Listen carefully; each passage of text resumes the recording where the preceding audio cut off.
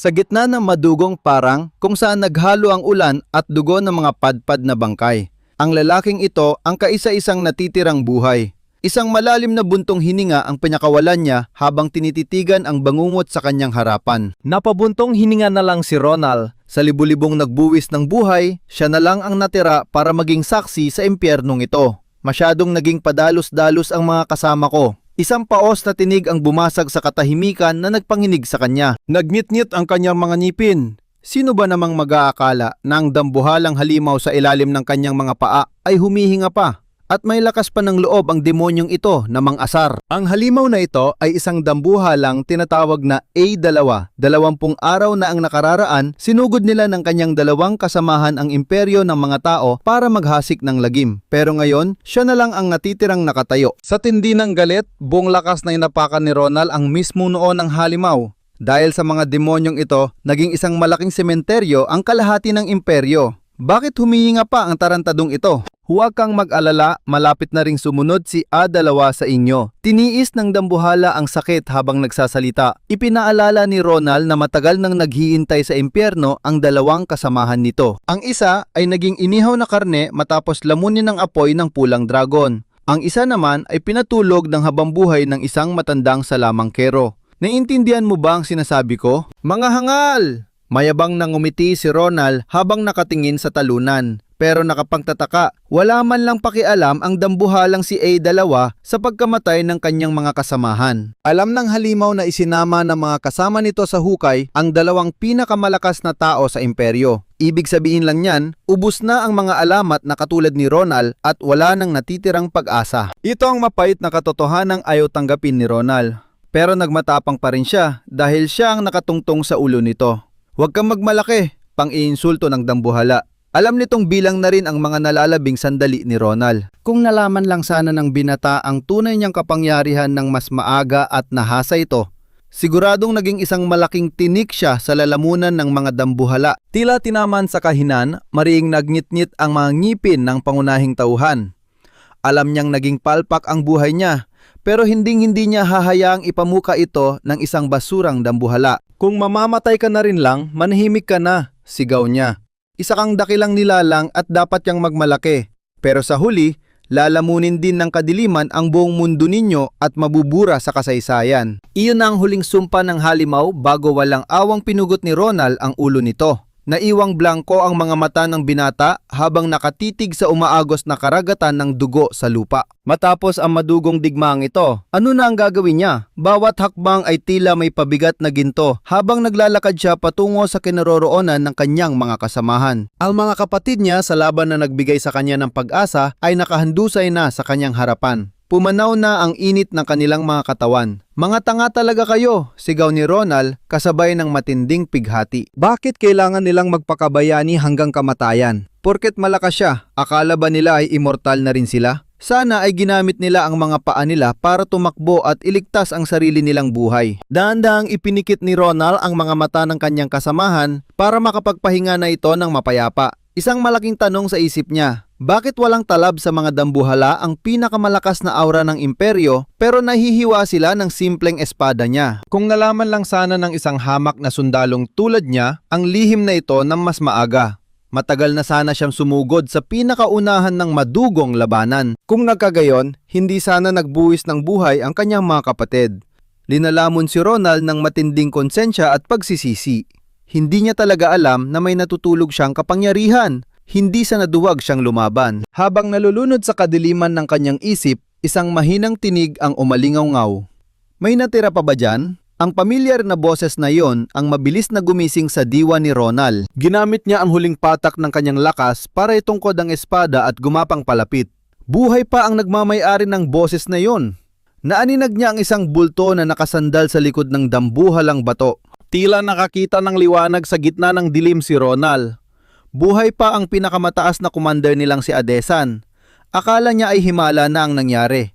Pero nang makita niya ito, halos maligo na rin ang commander sa sarili nitong dugo. Walang magawa kundi magnitnit ang kanyang mga ngipin habang papalapit. Ang kanilang maalamat at iginagalang na pinuno ay mukhang malapit na ring malagutan ng hininga sa lupang ito. Laking gulat ni Adesan nang makita ang himalang nagawa ng isang hamak na sundalo. pero mas inalala niya ang dambuhalang si A2.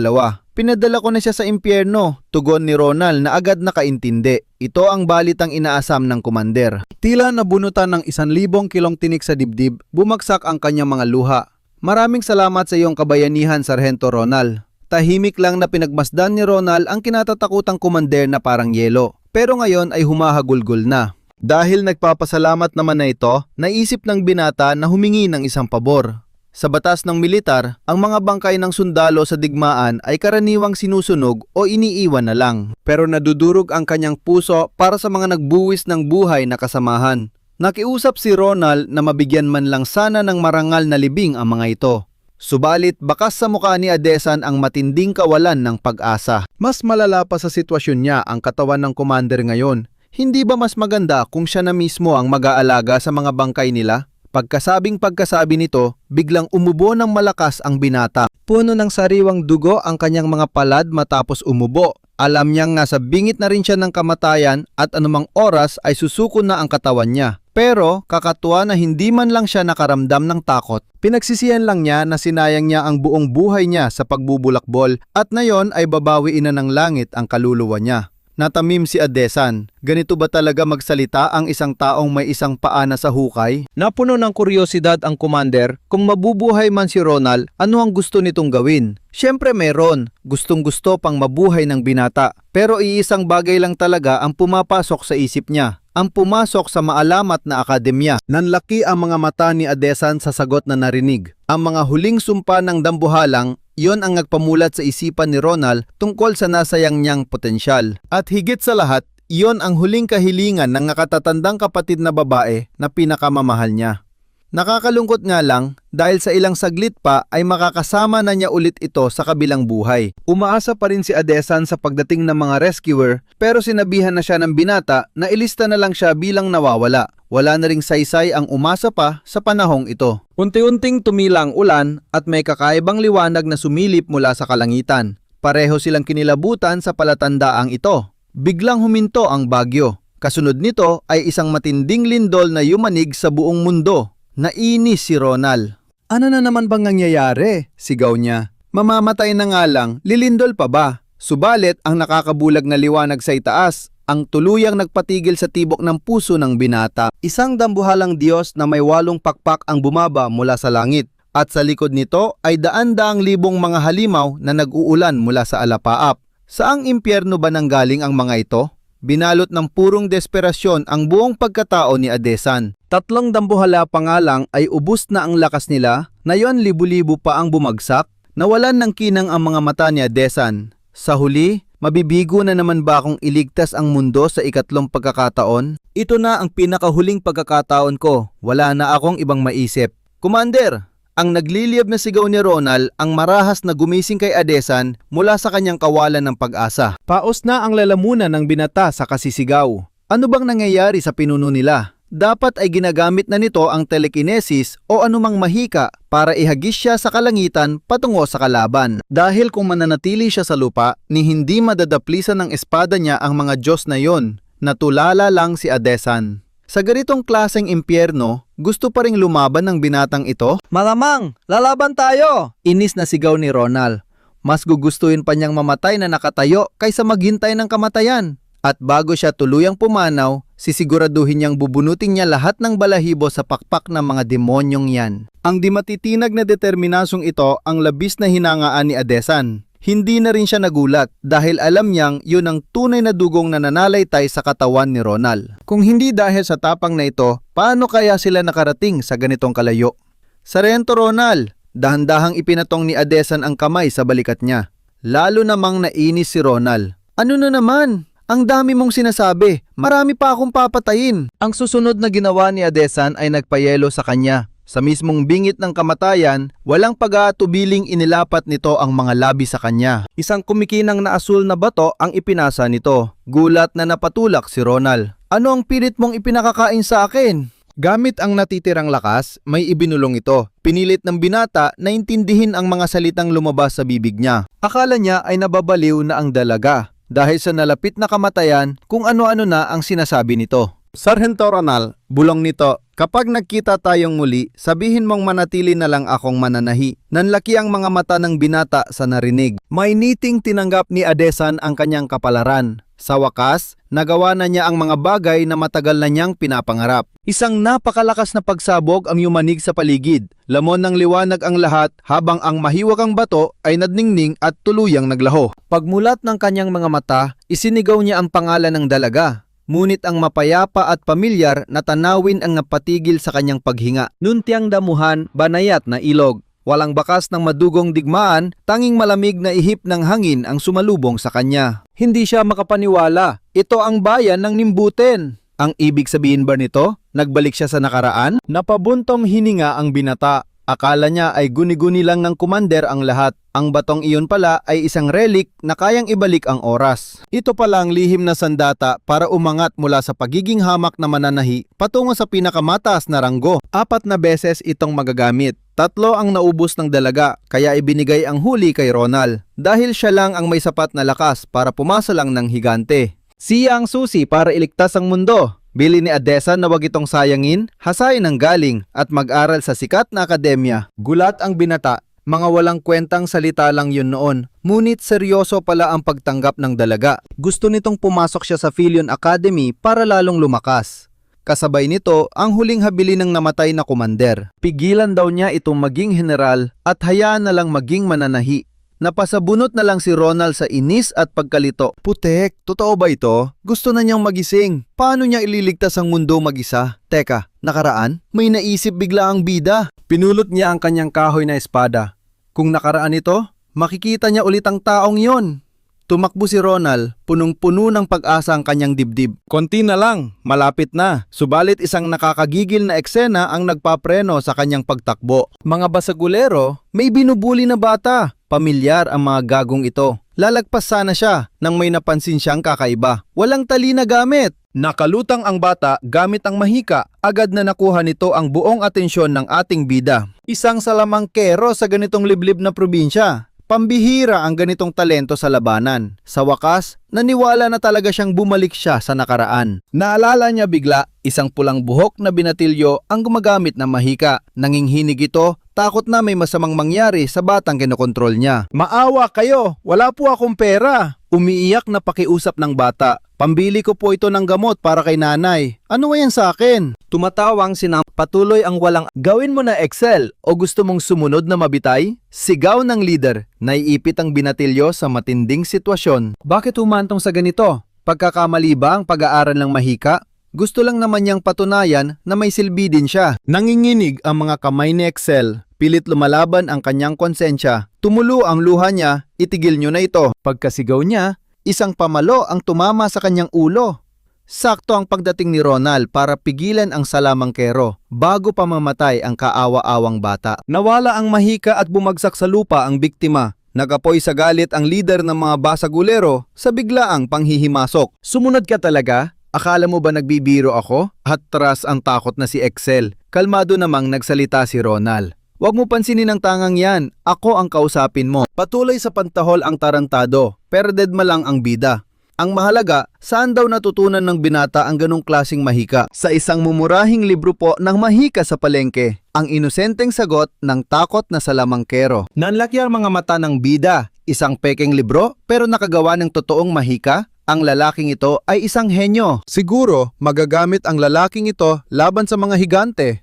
Ngunit naputol ang kanyang pag-iisip. Isang matalim na espada ang inilabas ng galit na leader. Binabaliwala mo ako?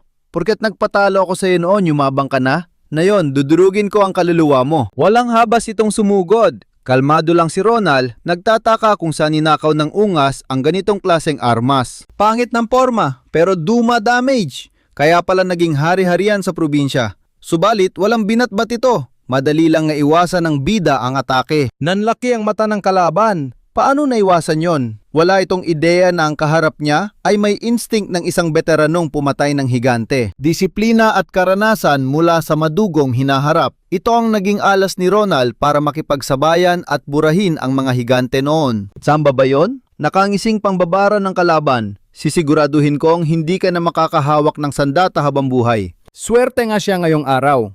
Ang tangang kalaban ay inalok pa siyang lumuhod. Kapalit ng buhay niya ay puputulin daw nito ang kanyang braso. Anong katangahan ito? Nakakatakot naman. Pang-aasar ni Ronald habang kinakamot ng leeg. Walang pakialam sa mga basurang banta ng kalaban. Pagkatapos kitang patayin, ako na ang bahala sa ate mo. Sa pagbanggit pa lang sa kanyang ate, nagbago agad ang aura ni Ronald. Ang walang hiyang lalaki ay buong yabang pang nakangisi habang idinidetalye ang mga malalaswang pantasya niya sa kapatid nito. Slash! Sa sobrang galit, isang mabilis na atake ang pinakawalan ni Ronald gamit ang kahoy niyang espada. Umagos ang dugo kasabay ng pagtalsik ng isang tainga ng blonding kalaban. Binitawan ng gago ang sandata niya habang namimilipit sa sakit at umiiyak na nakahawak sa duguang tainga. Maging ang mga tauhan niya sa likod ay nanginig sa takot sa nasaksihan. Sino bang may sabing maghanap ka ng sakit ng katawan? Hoy, hayop ka! Malamig na lumapit si Ronald, nag-aapoy ang mga mata sa galit. Gusto mo na bang mamatay? Sobrang bigat ng tensyon sa paligid. Nanginginig ang tatlong alipores, hindi makapaniwala na naputol ni Ronald ang tainga ng boss nila gamit lang ang isang patpat. Oy mga aso, ang saya niya yatang manood dyan? Isang malamig na salita lang ni Ronald, namutla na ang mga duwag. Pinagbantaan niya silang lumayas pabalik sa lungga nila kung gusto pa nilang makarinig ng buo habang buhay. Hindi pa nakontento, tinadyakan pa ni Ronald ang nakabulaktang boss na ngayon ay humahagulgol na. Siyempre, bago nila iwan ang lugar, kailangan nilang magbayad ng danyos perhuwisyo. Pambayad daw iyon sa dugong dumikit sa paboritong patpat niya. Walang nagawa ang mga gago. Isang mabigat na supot ng pera ang bumagsak sa kamay ng biktima na nakasabit pa rin na iwang tulala sa nangyari. Hindi makapaniwala ang bata na ibinigay lahat ni Ronald ang pera sa kanya. 4 hanggang 5 beses itong mas malaki sa ninakaw sa kanya. Kumuha lang si Ronald ng ilang barya at sinabing gamitin niya ito para mabuhay ng maayos. Hindi na babalik ang mga duwag na yon. Umiiyak sa tuwa ang bata habang nagpapasalamat kay Ronald. Kinawayan lang siya ng binata at sinabihang umuwi na. Isang pamilyar na boses ang pumukaw sa atensyon nila. Lumingon sila at nakita ang isang lalaking nag-aalangan. Ako, humingi ako ng tawad. Patawad talaga. Yumuko si El, tuloy-tuloy ang pag-agos ng mga luha. Alam niyang malaking kasalanan ang maging kasabwat ng mga basag ulero. Kahit pa tinakot siya ng tarantadong si Han, sobrang naging duwag lang talaga siya para lumaban. Inako niya ang lahat ng sisi, pero ngumiti lang ang batang may pekas. El, umiiyak ka na naman. Nang dalhin sila rito ng punggok na si Han, alam na niyang kapwa biktima lang din ang kasama niya. Hinawakan niya sa balikat si El para palakasin ang loob. Huwag mong isisi sa sarili mo ang lahat. Para sa kanya, mananatiling mabuting tao si El at buong puso niyang tinanggap ang paghingi nito ng tawad. Pagkatapos nito, yinakap ng bata ang pera at umalis, naiwan ang dalawa. Pinagmasdan ni Ronald ang binatilyo. Naisip niyang hindi naman masamang tao ang bata, biktima lang talaga ng pambubuli. Siniko niya ito para gisingin sa malalim na pag-iisip. Muntik nang makalimutan ni El na may kasunduan silang magkikita ni Ronald pagkatapos ng 4 na araw. Nauutal si El, halatang litong-lito pa rin sa mga nangyayari. Walang pakialam na tumalikod si Ronald, nag-iwan ng utos na magkita sila sa paglitaw ng buwan. Ang parusa kapag hindi siya sumipot, 2 kamay ang mapuputol sa halip na tainga. Sa sobrang takot, walang nagawa si El kundi tumango. Nang makaalis si Ronald, doon lang unti-unting naproseso sa isip niya ang lahat. Nagmamadali namang umuwi si Ronald patungo sa kanilang tahanan. Nakatayo sa harap ng pinto, nakaramdam ng matinding kaba si Ronald habang hawak ang isang pumpon ng bulaklak. Mahilig daw ang ate niya rito, pero hindi niya alam kung anong klase. Nakakahiyaman, ito ang unang beses niyang gumawa ng ganito. Muntik na siyang umurong at itapon ang bulaklak sa hiya. Pero biglang bumukas ang pe. Isang boses na matagal nang nawala, saglit na tumigil ang pagtibok ng kanyang puso. Sa nakaraang buhay niya sa digmaan, inisip niya kung paano hihingi ng tawad sa pag-alis o sasabihing sobrang na-miss niya ito. Matagal pinangarap ni Ronald ang pagkikita nilang ito. Ngunit na yon, kaharap ang taong pinakamamahal niya, namula ang kanyang mga mata. Yumuko si Ronald upang itago ang luha. Matapos ang impyerno, iisang bagay lang ang nasabi niya. Ate, nandito na ako. Sa loob ng kanilang maaliwalas na tahanan, tuwang-tuwa si Irene habang yakap ang mga bulaklak. Grabe! Akalain mo nga namang mabibigyan ako ng bulaklak ng aking supladong kapatid. Walang patid ang halahak ni Irene. Namula ang mga tainga ni Ronald sabay peking ubo. Basta ba gusto mo? Bulong niya. Busog ka na ba? Gusto mo pa ng nilaga? Tanong ng kanyang ate. Ngunit halos mabusok na si Ronald matapos ubusin ang 3 malalaking mangkok ng kanin. Kung kakain pa siya, baka mamatay siya sa kabusugan bago pa man dumating ang mga higante. Ang mas mahalaga kay Ronald ngayon ay ang pag-alam sa kasalukuyang timeline. Ilang taon ka na ba ngayon, ate? Napakunot noo si Irene. 22 taong gulang na siya, pero nakalimutan pa yon ng kanyang kapatid. Naisip tuloy ni Irene kung naumpog ba ang ulo ng kapatid niya. Nagbigay na nga ng bulaklak, nakalimutan pang mismong edad niya. Sa isip ni Ronald, abala siya sa paggawa ng plano. 10 taon pa bago salakayin ng mga dambuhalang halimaw na yon ang imperyo. Isang mainit na kamay ang dumampi sa kanyang bakas ang labis na pag-aalala sa mukha ni Irene. Para kay Ronald, ang sandaling ito ay isang purong kapayapaan. Ang kanyang ate ay hindi nagbago. Laging nakangiti, mabait at puno ng pagmamahal. Matapos ang lahat ng trahedya, nais niyang ihinto ang oras sa sandaling ito. Ngunit upang maprotektahan ang kaligayahang ito, sa loob ng 10 taon, ililigtas niya ang mundo para kay Irene. Huminga ng malalim si Ronald bago magsalita. Gusto kong pumasok sa akademya. Akademya? Nanlaki ang mga mata ni Irene bago ito napalitan ng labis na kagalakan na parang batang binigyan ng candy. Halos maiyak siya sa sobrang tuwa. Paulit-ulit na tinanong ni Irene ang kapatid. Dati-rati kapag sinasabi kong mag-aral ka, palagi mo akong dinededma. Kaya ng kusa itong ginusto ni Ronald, sumabog sa galak ang kanyang puso. Hindi na siya nakapaghintay pa at patakbong nagtungo sa sulok ng kusina na labis na ipinagtaka ng binata. Nagkukumahog niyang hinalungkat ang mga gamit kahit ang natutulog na daga ay naitapon niya sa tabi. Pagkatapos ay isang malaking banga ang ibinaba niya sa sahig na nagpagulat kay Ronald. Naniwala si Irene na darating ang araw na ito kaya naghanda siya ng sorpresa. Nanlaki ang mga mata ni Ronald. Isang banggang puno ng kumikinang na gintong barya. Buong pagmamalaking ipinakita ni Irene ang bunga ng kanyang pag-iipon. Hinintay niya talaga ang sandaling ito. Mayong desidido na siyang mag-aral, handa na siyang bayaran ang matrikula nito. Talagang naiwang tulala si Ronald sa ginawa ng kanyang ate. Hindi niya alam kung gaano katagal inipon ng kapatid ang halagang iyon. Ngunit gusto ni Ronald na gamitin na lang ito ni Irene para sa sarili. Dahil para sa papasukang akademya, barya lamang ang halagang iyon. Nabigla si Irene nang sabihin nitong kulang pa yon. Saang lupalop ba niya gustong mag-aral at kailangan ng ganoon kalaking pera? Sa Royal Academy, ang Filion Academy, parang binagsakan ng langit si Irene pagkarinig sa pangalan. Ang Filion Academy ang pinakaprestiyosong institusyon sa buong imperyo. Dito natitipon ang mga pinakamalalakas at maalamat na propesor ng buong kontinente. Sinasuportahan din ito ng walang hanggang pondo mula sa pinakamakapangyarihang mga angkan. Sa madaling salita, ito ang rurok ng edukasyon na pinapangarap ng lahat. Ang Filion Academy, ang mismong pandayan ng mga bayaning yayanig sa mundo. Halimaw ang reputasyon ng lugar na ito, mula kay General Adesan, Swordmaster Sulifen, hanggang sa pinakamalupit na kriminal at Ice Witch. Ang mga taga-Filion ay sadyang mabangis sa labanan. Kaya pala gusto ni Commander Adesan na pumasok siya sa akademya rito. Papunta na ngayon si Ronald sa napag-usapang tagpuan. Siyempre, dahil sikat ang Filion Academy, impyerno ang entrance exam dito at sobrang mahal pa ng tuition, lalo na sa isang probinsya nung walang pera tulad niya. Medyo nadismaya lang si Ronald sa reaksyon ni Ate Irene. Hindi yata nito kayang paniwalaan na ang burarang kapatid niya ay may pangarap na pumasok sa pinakaastig na Filion Academy. Pero wala siyang pakialam. Patutunayan niya ang sarili para maging proud ang ate niya.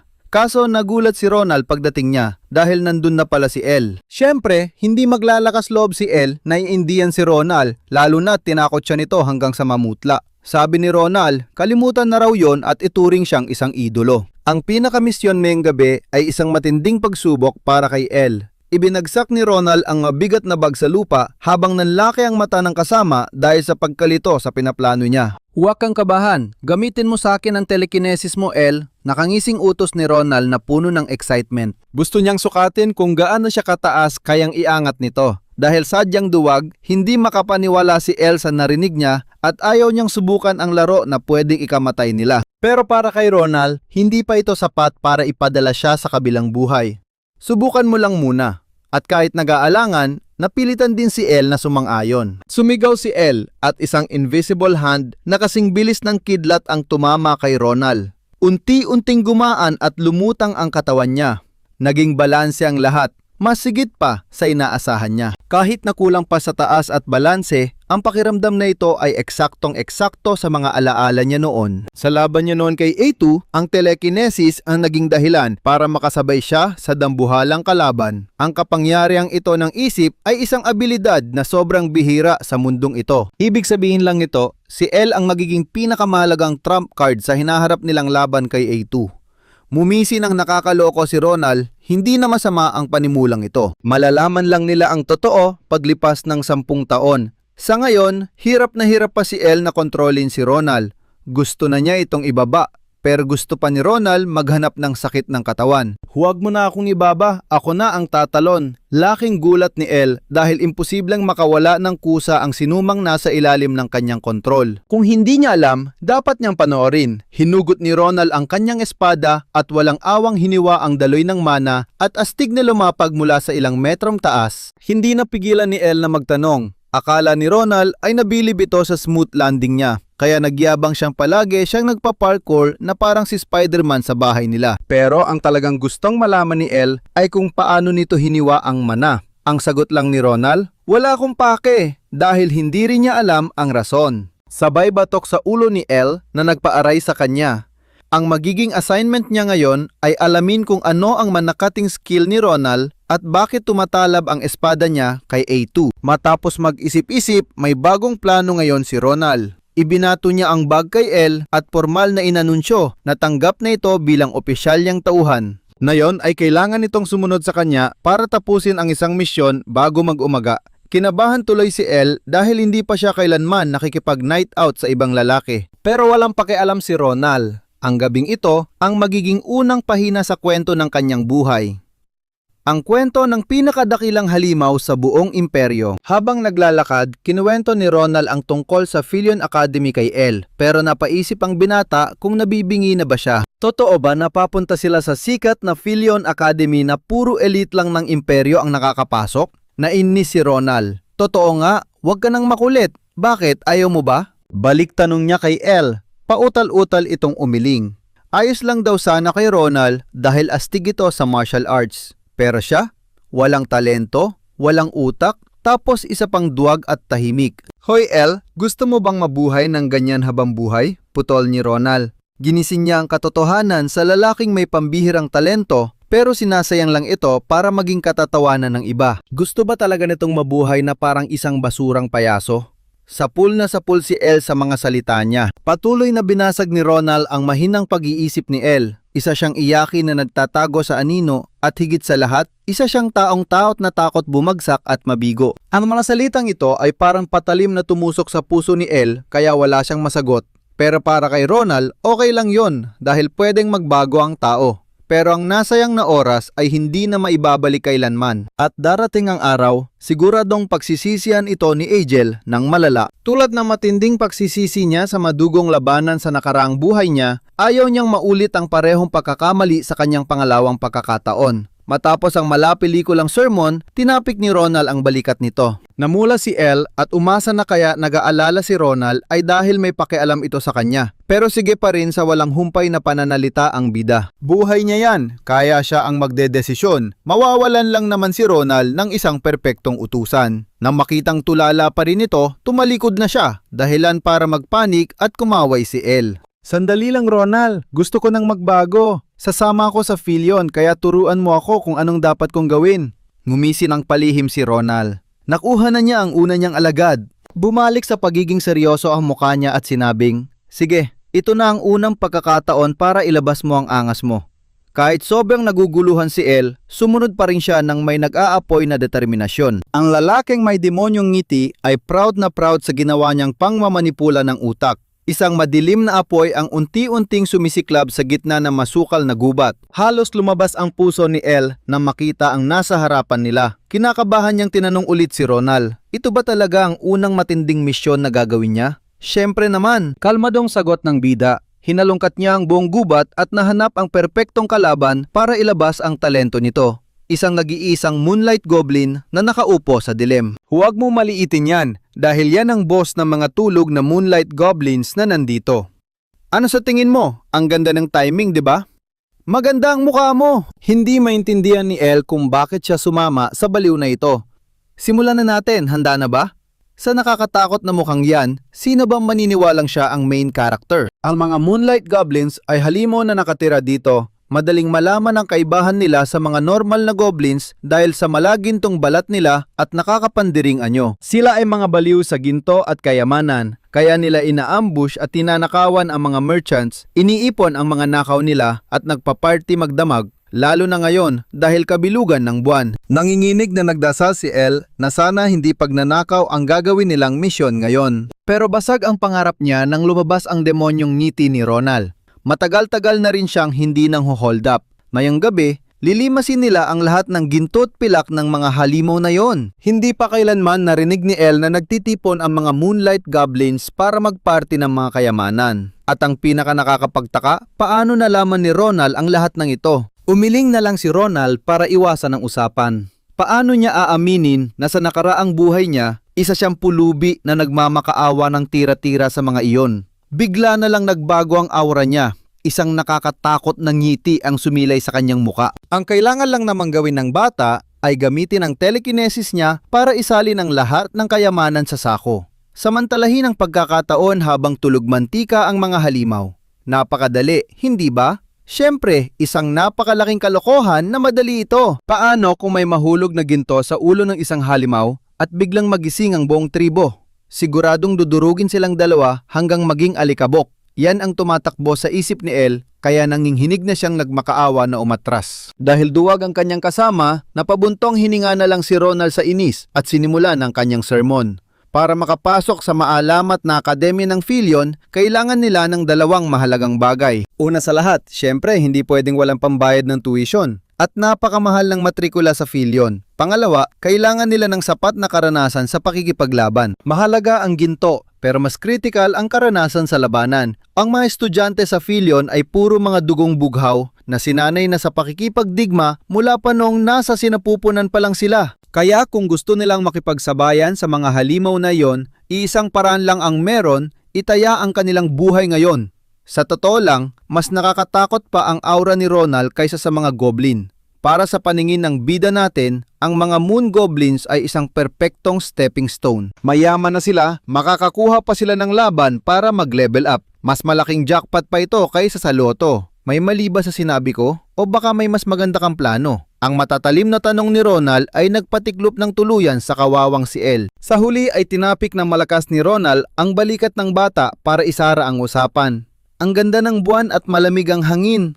Napaka-perpektong gabi para magnakaw ng kayamanan. Ang mga kumikinang na ginto at diamante ay tahimik na lumulutang mula sa kaban ng mga moon goblins papunta sa walang hanggang sako ni Ronald. Pigil hininga at pawisang ginagamit ni Elle ang mahika niya sa ilalim ng mahigpit na utos ng kanyang amo. Habang pinapanood ang bundok ng kayamanan na patuloy sa pagtaas, isang demonyong ngiti ang sumilay sa mga labi ni Ronald. Punong-puno na ang lahat ng sakong dala nila. Sapat na ang kwota natin para sa araw na ito. Lumingon si Ronald at tinapik ang ulo ng kanyang tauhan. Sa'yo na ang experience points, pero akin na ang ginto. Kahit papaano ay nakaramdam ng kaunting tuwa si Elle. Napakasarap pala sa pakiramdam ng maging isang matagumpay na magnanakaw. Pinanood ni Ronald ang kanyang pinakamagaling na alipores na may pagmamalaki. Hindi niya inasahan na ganito kabilis matututo ang bata. Mas magaling ito kaysa sa inaasahan niya, isang henyo sa pagnanakaw, isang henyo sa paggamit ng mahika. Ang pinakamahalaga sa lahat, nakahanap na siya ng isang perpektong utusan. Ang una niyang misyon bilang isang malupit na boss ay naging matagumpay ng higit pa sa kanyang inaasahan. Inayos ni Ronald ang mga mabibigat na sako at nag-utos na umalis na sila. Nagliwanag ang mukha ng bata sa sobrang tuwa. Ganun lang ba talaga kadali ang misyon nila? Kalma daw nagpaliwanag si Ronald. Naging napakadali ng trabaho, kaya aalis na tayo ng maaga. Kung magtatagal pa tayo, baka may kung anong sumpa ang dumating. At saktong pagkasabi niya noon, biglang may dumating. Dalawang basag ulong hunter ang tumatakbo habang nagmumura ng malakas. Hoy, kayong dalawang musmos! Huwag kayong gumalaw! Sigaw nila. Napatalon sa gulat ang dalawang magnanakaw natin.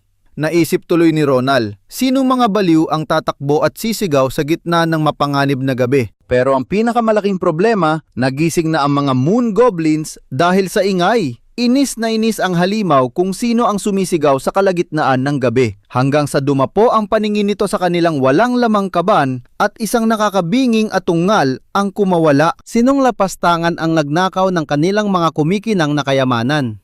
Ang umaalingaw-ngaw nitong sigaw ay naging isang napakalakas na alarma na gumising sa buong tribo ng mga halimaw. Nagsimulang magwala ang mga halimaw. Sa buong buhay nila bilang mga goblin, ngayon lang sila nanakawan. Isang halimaw ang nagturo sa di kalayuan at sabay-sabay silang lumingon, ang mapupulang mata nila ay nakatitig sa dalawang taong pasikretong tumatakas. Katapusan na! Nakita na sila ng kamatayan!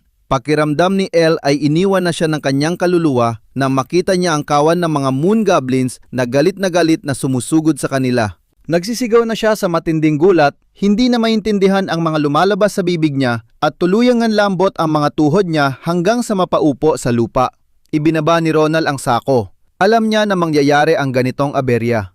Masyadong naging madali ang lahat kanina. Pakiramdam niya nga ay may kulang sa plot ng buhay niya. Utal-utal na nagtanong si El, "Boss, hindi ba dapat iwan na natin ang mga gintong yan at tumakbo na para iligtas ang ating buhay?" Siyempre hindi pwede. Kung wala ang mga gintong yan, kahit maging alipin pa sila ng sistema habang buhay, hindi sila makakapasok sa pilyon. Pero para kay El, walang kwenta yon na yon. Ang pinakamahalaga sa kanya ay ang mga naglalaway na halimaw, na handa silang punitin ng pira-piraso anumang segundo.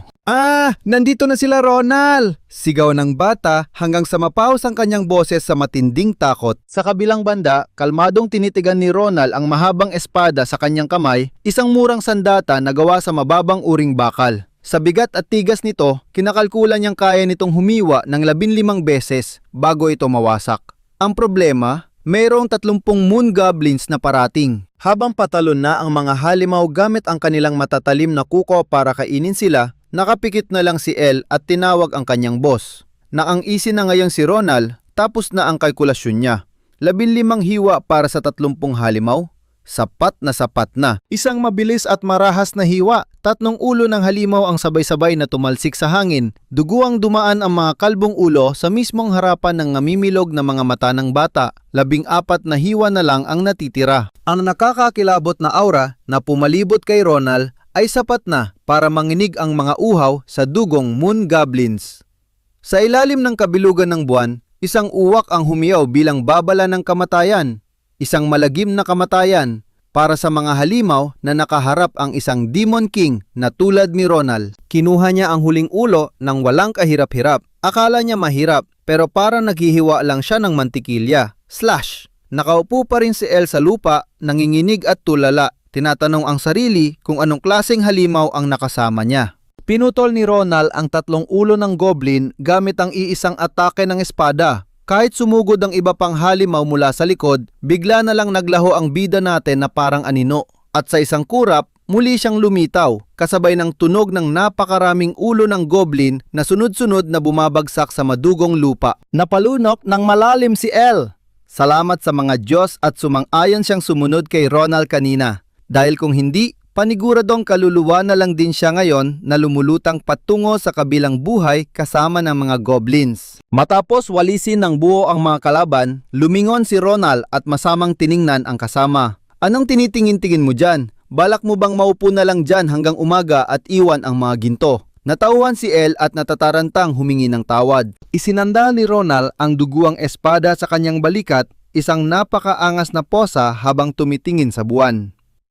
Oras na para umuwi. Iyan ang pinakamagandang salita na gusto sanang marinig ng bata ngayon. Sa ilalim ng liwanag ng buwan, hirap na hirap ang dalawa habang buhat-buhat ang naglalaki ang sako ng ginto. Nakaramdam ng matinding ngalay sa balikat si Ronald. Akala niya pa naman ay magiging isang madaling bakasyon lang ito. Hindi niya inasahan ang ganitong pisikal na parusa. Pero ang totoong dahilan ng sakit sa balikat niya ay ang ginawa niyang pagmasakar sa mga goblin. Dahil ba ang katawan niya ngayon ay bata pa, kaya hindi nito kinakaya ang puwersa ng aura niya? Nagngit-ngit ang mga nyipi ni Ronald habang isinusumpa ang nakaraang sarili na isang tamad. Simula ngayon, kailangan na niyang seryosuhin ang pisikal na pagsasanay. Sa kalagitnaan ng pag-iisip niya, biglang naalala ni El ang nakakagimbal na sigaw na narinig nila kanina. Hindi rin alam ni Ronald kung sino mga ungas ang tatakbo sa loob ng madilim na gubat sa kalagitnaan ng gabi na naging dahilan para mapilitan siyang pumatay ng 30 moon goblins. Ngunit bigla na lang, Isang mabilis at matalim na palaso ang humagibis mula sa kanilang likuran. Nakaramdam ng nakamamatay na presensya ang bata, kaya napalingon siya. Sa mismong sandaling tatarak na sana ang palaso sa kanyang katawan, isang mabilis na kamay ang dumakma dito sa ere. Kamay ni Ronald! Anak ng Tokwa, kakasabi lang niya tungkol sa mga ungas, heto't lumitaw na agad sila. Nayon lang na proseso ng isip ni El ang nakakamatay na palaso. Nanlamig ang buong katawan niya, pakiramdam niya ay kumatok siya sa pintuan ng impyerno. At hinila pabalik ni Ronald sa huling segundo. Tiningnan ni Ronald kung saan nagmula ang palaso. Galing ba ito sa isinumpang kagubatan? Kailan pa nagkaroon ng napakaraming walang kwentang tao sa lugar na iyon? Bigla na lang lumabas ang dalawang lalaki mula sa mga anino. Ang lalaking may hawak na pana ay nagpanggap na nagulat at sinabing, "Ano ito? Mga tao pala at mga mahihinang bata pa." Nabali ang palaso sa kamay ni Ronald dahil sa matinding inis. Kung tutuusin ay mas matanda pa ang kaluluwa niya kaysa sa kanila. Tapos tatawagin siyang bata. "Pasensya na kayo mga bata." Lumapit ang archer na may pekeng ngiti. Sinabi niyang may narinig daw silang kaluskos mula sa malayo. Kaya inakala nilang isa itong mabangis na halimaw. Ngunit ang matakaw niyang mga mata ay dumapo sa mga sakong punong-puno ng kumikinang na kayamanan. Pasikreto siyang sumulyap sa kanyang kasamahan. "Naku po, muntik na pala tayong makapatay ng inosente. May nasaktan ba sa inyo?" Anong klaseng kasinungalingan yan? Hindi man lang nila kayang itago ang kasakiman sa kanilang mga mata. "Tigilan niyo na ang drama," malamig na sambit ni Ronald. Isang boses na nagpatigil sa tibok ng puso ng dalawang lalaki sa matinding kaba. Taglay ang mukhang daig pa ang isang kontrabida, malamig na inutos ni Ronald na itigil ang kahibangan at magpakilala na. Natigilan ang dalawang lalaki sa kanyang nakakakilabot na aura. Mumisi ang sutil na mamamana palapit. "Haha, kasalanan namin. Nakalimutan naming magpakilala. Pasensya na bata." Ngunit sa likod ng ngiti, palihim siyang bumunot ng patalim. "Kami, ang Kaliboro!"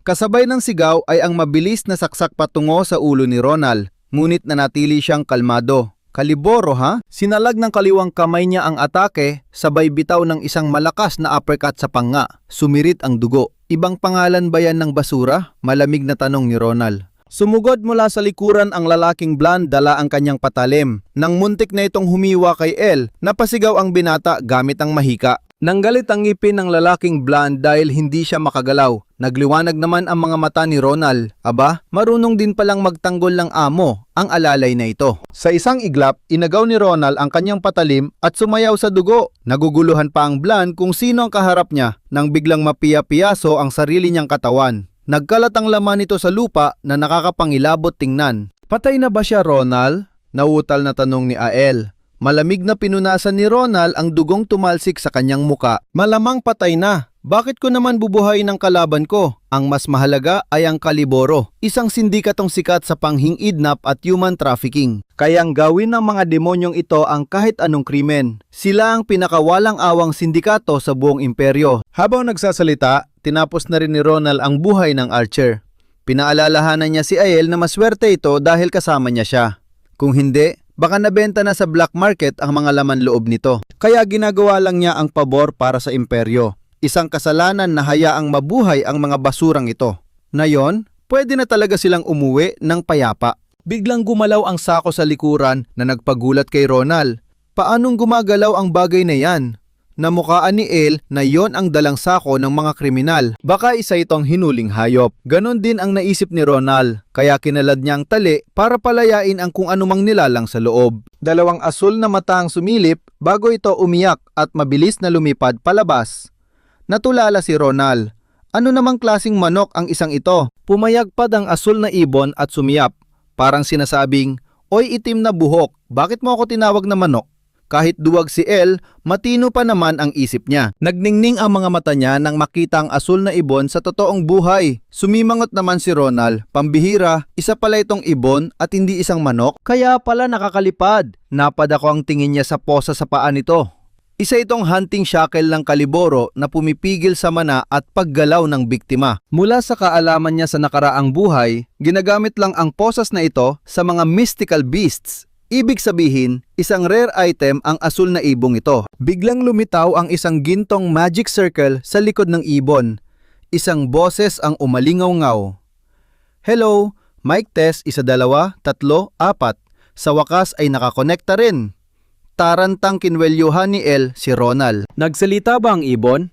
Inis na itinulak ni Ronald ang muka ni El. Isa itong communication magic. Walang ibong marunong magsalita gago. Siguro ay gumana lang ito nang makalabas ang ibon. Mukhang gawa sa mana blocking material ang sako. Ikaw ba ang may-ari ng ibong ito? Matapang na tanong ni Ronald sa kabilang linya.